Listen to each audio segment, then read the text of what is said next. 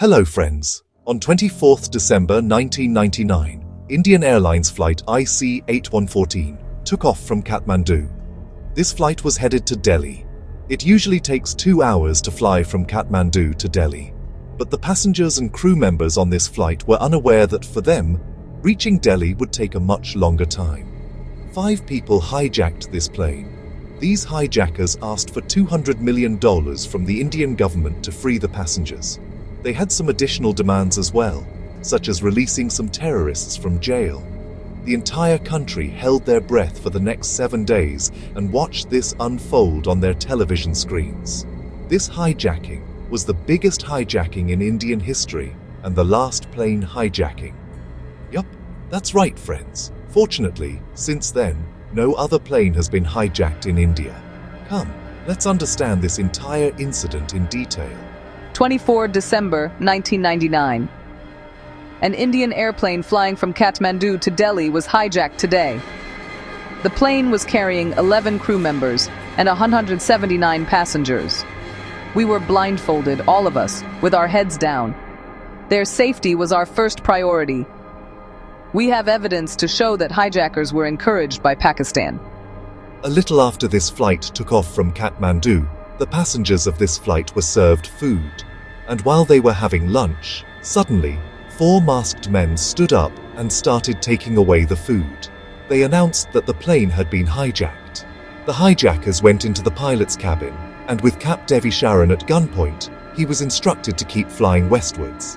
Actually, the hijackers wanted to take this plane to Pakistan, so this plane kept flying beyond Delhi towards Pakistan. Specifically, to Lahore's airport. But the Pakistani air traffic controllers in Lahore strictly forbade the flight from landing in their territory. On the other hand, the Indian air traffic controllers came to know about this hijacking at 4:40 p.m. And interestingly, our incumbent Prime Minister Atal Bihari Vajpayee and his Principal Secretary Brajesh Mishra came to know about this 1 hour later, at 5:20 p.m. At 06:04 p.m., the Indian Air Traffic Control tried to establish communication with flight IC-814. Capt. Devi Sharan tells them that the plane was running low on fuel and they weren't permitted to land in Lahore. The captain requests the Indian Air Traffic Control to ask their Pakistani counterparts to grant them permission to land in Lahore. Because the hijackers were getting frustrated, the hijackers were threatening to kill the passengers if they weren't allowed to land in Pakistan. At 6:30 in the evening, the Indian High Commission in Pakistan requests Pakistani authorities to allow the plane to land in Lahore, but they weren't granted permission. Meanwhile, Cap Devi Sharan tried to talk to the hijackers to tell them that the plane was running low on fuel and that they couldn't keep waiting for permission. They had to land somewhere and refuel. He proved successful in convincing the hijackers, and the hijackers agreed to have the plane land in Amritsar for refueling. At 6:44 p.m., the flight starts descending towards Amritsar. Friends, the hijackers did not want this to happen. They had hijacked an Indian plane, and to have it land in India would give a huge upper hand to the Indian government and authorities. In this crisis, this situation was very advantageous for India. The Indian forces could now get better control over the situation, because the plane was about to land in India. But what happened next turned out to be a historic blunder. Subramanian Swamy describes this incident. What did the Indian authorities do wrong? There was not one, but several mistakes. At 7:01 p.m., the flight landed at Amritsar Airport. Immediately, they request that the flight be refueled. Amazingly, Punjab's Director General of Police Sarabjit Singh was informed about this hijacking 1 hour earlier around 6 p.m. And not through other official sources, but through the TV news. Can you imagine the scale of the communication failure here? Such an important officer got to know about this hijacking while watching TV. After this hijacking, a crisis management group was formed, and a local committee with the purpose of delaying the plane as much as possible. This would allow more time for the commandos to develop a strategy and to conduct some operations on the ground. But the hijackers in the plane refused to communicate with the local police officials. They wanted to communicate with the officials in Delhi. But this communication couldn't be effective. Captain Devi Sharan requested again to have the plane refueled. If it wasn't refueled, the hijackers were threatening to attack the passengers. They would start killing the passengers. 5 minutes passed. 10 minutes. 15 minutes. No refueling was initiated. Hijackers actually attacked a person, Satnam Singh. They used a knife to injure his neck. Once again, Captain Devi Sharan requested to refuel the plane immediately. 40 minutes pass like this. By 7:45 p.m., the Crisis Management Group formulates a plan and gave orders to the Punjab police. They decided to take advantage of the fuel tanker fueling the plane to hide some officers of the Punjab police, so that they could go and puncture the tires of the plane. With damaged tires, the plane would not be able to take off again. It was a good plan. But before this plan could be brought into action, the ATC came up with another plan. Why not place a fuel tanker in front of the plane to block its way? So a fuel tanker started moving towards the plane, but the driver of the fuel tanker was driving it a bit too fast. So the ATC was worried that the speed of the tanker may tip off the hijackers that they were planning on doing something. So the driver was asked to drive slowly. And the driver, due to miscommunication or something else, suddenly stopped the fuel tanker. The hijackers and the captain in the cockpit of the plane saw this happening. The hijackers were shocked to see this. First, the tanker was moving towards them so fast, and then it stopped suddenly. They figured out something was wrong. We are all dying. Lahore is just 50 kilometers from Amritsar. Once again, this flight turned towards Pakistan. Once again, the ATC in Pakistan denied permission to land this plane in Lahore. They were worried that the hijackers would force the pilots to land the plane in Lahore. So all lights were turned off at Pakistan's airport. All the navigational aids and lights in the airport were turned off, so that even if they wanted to land the plane, it would be exceedingly difficult without lights. But Captain Sharan was under so much pressure from the hijackers, he couldn't care whether the runway was visible or not. He had to land the plane, no matter where it was. The place descended slowly, and suddenly, Captain Sharan realized that they were about to crash land on a highway. Seeing this, he made a final request to Pakistan's ATC, that they will crash land on the highway if they weren't allowed to land at the airport. Hearing this, finally, the ATC at Lahore agreed, and this plane landed in Lahore at 8:07 p.m. India tells Pakistan's airport officials to prevent this plane from taking off again. India planned to send the Indian High Commissioner in Islamabad, DhruvRathee, to negotiate with the hijackers. At this airport in Pakistan, this plane was finally refueled. And to prevent this plane from taking off once again, lights were turned off once again, and their commandos surrounded the plane. Apparently, the Pakistani forces tried to negotiate with the hijackers. They asked them to release the children and female passengers. But these negotiations failed. Hijackers were frustrated that their negotiations couldn't reach a solution. Their demands weren't fulfilled. Another passenger was attacked. Rupin Katyal, a 25-year-old man from Gurgaon, returning with his wife from their honeymoon. Rupin passed away later. One passenger, Rupin Katyal, returning from his honeymoon, was brutally stabbed to death. Pakistan was tasked with providing a helicopter to the Indian High Commissioner, so that he could reach Lahore for the negotiations as quickly as possible. But the helicopter was provided 3 hours late. By the time he reached Lahore, he found that the plane had taken off once again. How was this possible when all the lights at the airport were switched off, and the plane was surrounded by the commandos? How could the plane still take off? We do not have much information about this, but we get some clues later on in the story. The flight was directed from Lahore to Oman, but even there their permission to land was rejected. The next landing of this flight was at Dubai's Al Minhad Air Base, around 3 a.m. After relentless negotiation, the hijackers finally released 26 passengers here. A special relief aircraft of Indian Airlines was called to Dubai to take the passengers back to India. The then Civil Aviation Minister Sharad Yadav was present on this flight and was accompanying the passengers to take them back to their homes safely. Some important information was revealed by the passengers returning from Dubai about this hijacked flight. It was found that in the plane, men were segregated from women and children, and everyone was blindfolded, so that no one could see anything. Some women claimed that the hijackers were decently behaving towards them and were quite affectionate with the children. They said that there were 5 hijackers and they had code names. Their leader called himself the Chief, and the 4 others were Burger, Doctor, Shankar, and Bhola. Obviously, these were the fake names they were using for the hijacking, but we later found that their real names were. Most of the hijackers were from Pakistan. Captain and hostages later revealed that hijacker Burger kept people calm on the flight by singing, making jokes, and simply by talking to them.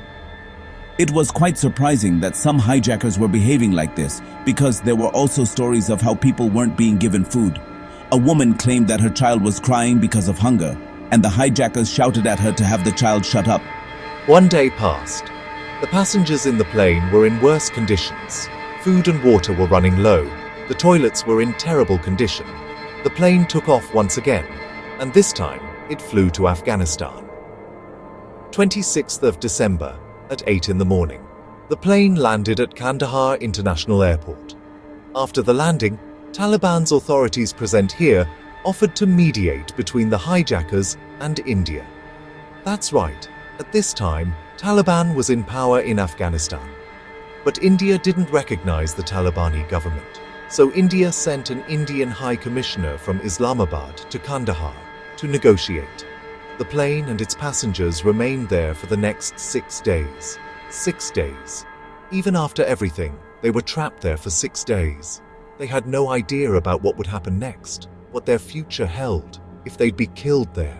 The Indian government was suspicious of Taliban's real intentions, because this plane was surrounded by Taliban's members carrying weapons. Taliban claims to have taken the action against the hijackers. So that the hijackers wouldn't behave recklessly, they had placed their members all around the plane as security. But Indian analysts believed that this was done so that India couldn't carry out military operations against the hijackers. Ajit Doval was a part of a special team that was sent to Kandahar to negotiate with the terrorists. They claimed that the hijackers were getting support from active ISI in Kandahar, that they were guaranteed to get a safe exit. They claimed that without ISI's involvement, the year of the Kargil War.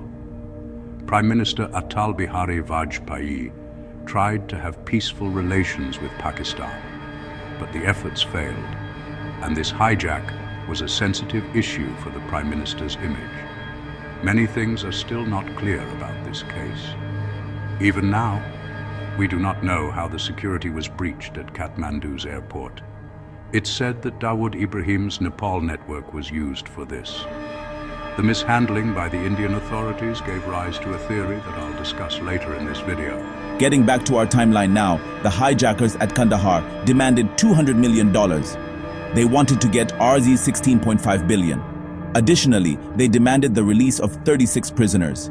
Apart from this, they also demanded the dead body of Sajjad Afghani, the founder of Harkat ul Mujahideen. These were outrageous demands. They made high demands and asked for a lot of money. But in India, the government was under different pressure. On 26th of December, External Affairs Minister Jaswant Singh was at a press conference regarding this hijacking. The government has been in constant touch with the negotiating team. Suddenly, a mob of people disrupted this press conference. They were the family members and relatives of the passengers of the plane. At this press conference, they asked the External Affairs Minister to fulfill the demand of the hijackers so that their loved ones could be safe. They refer to the December 1989 incident 10 years ago when Union Minister Mufti Mohammed Saeed's daughter, Rubia Saeed, was freed after the government released militants. They stressed the importance of civilian lives. They demanded that the government take action to get their loved ones back into the country immediately. They believed that the safety of the passengers of the plane should be the #1 priority. Their safety trumped all else. Whether that's a demand for the release of a prisoner or money, everything else was a second priority. Everything was happening in front of External Affairs Minister Jaswant Singh. But the Indian negotiators were yet to reach Kandahar. They reached the next day on 27th December. The team of negotiators was led by Vivek Kachju. He was the Joint Secretary of the Ministry of Home Affairs then, and Home Ministry's official Ajit Doval. The same day, the pressure on the government intensified. When the relatives of some hostages gate-crashed into Rajiv Gandhi Bhawan, where the crisis management group was in a meeting. Some people were protesting in front of the Prime Minister's residence. Taliban clearly stated that they won't allow Indian forces to conduct rescue operations, but they do offer to negotiate on behalf of India. And the negotiations went on so. Taliban's leader, Maulana Muhammad Umar, told a Pakistani newspaper that the hijackers should either leave the plane or lay down their weapons. The negotiations lasted for days. The team of Indian negotiators were placed there, with the Taliban in between them and the hijackers. Ultimately, the demands of the hijackers could be narrowed down by a lot. Only 3 prisoners were to be released instead of 36. The credit for bringing down the demands of the hijackers is given to both the Indian negotiators and Taliban. Coming back to the hijacking, by the 5th day, the toilets in the plane were overflowing. People were losing hope. The RAW chief back then, A.S. Dulat, reached Jammu on 30th of December. He tried to convince Chief Minister Farooq Abdullah to release 2 prisoners. Farooq Abdullah was very reluctant. He argued that this would have a negative impact later on. As we see now, it did, but eventually the pressure was so intense back then that he was forced to abide by the demands.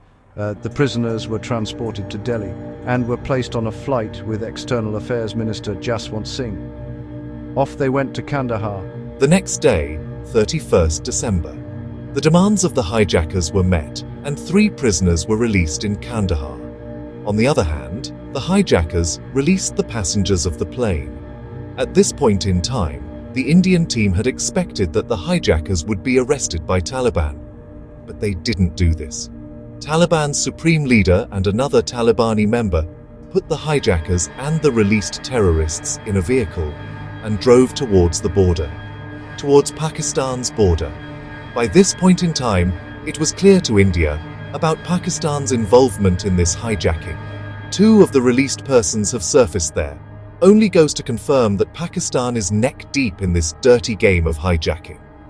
Harkat was a Pakistan-based militant group, active in POK, and 33 prisoners out of the 36 whose release was demanded were Pakistanis. These hijackers safely crossed the border to reach Pakistan. On the other hand, the passengers were finally safe. Several passengers were injured, and most of them were starving. On 31st December, they came home. The plane that was hijacked was retired in 2001 because it was already a 20-year-old plane. The blame for this incident obviously falls on the hijackers and the stakeholders supporting them, whether that's Taliban or the Pakistani forces. But along with this, the incumbent government was also criticized. How terribly they failed at dealing with this crisis. When this plane was in Amritsar, it was a golden opportunity for the Indian forces to regain control of the plane. But the big blunders committed by the government could be labeled as a communication gap. But as a result of these blunders, the Jaish-e-Mohammed group was later formed, and we witnessed these attacks. Another shocking reveal from Amritsar's controversy surfaced. The RAW chief tells us how among the passengers in the plane, Shashi Bhushan Singh Tomar was one of them, the brother-in-law of N.K. Singh. And N.K. Singh was Prime Minister Vajpayee's secretary. It's said that the plane was allowed to take off from Amritsar to ensure Tomar's safety. If Tomar's safety played even a minute part in Amritsar's lost chance, it was a shameful act by the authorities. The other shocking thing was that many of the top leaders of the nation came to know about the hijacking through the TV news instead of their communication channels, such as L.K. Advani, the then Home Minister. He says that he came to know about this incident through the news programs, instead of being informed by the crisis management group. At the end of this story, there is some good news, and it's that, since then, there has been no other hijacking incident in the country. The regulations and processes have been made so strict that it has become extremely difficult to hijack any plane. What are these safety measures? Let's discuss them in detail in some future video. If you liked this video, click here to watch more aviation-related videos, such as the mystery of MH370 or India's worst plane crash. And I'll see you in the next video. Thank you.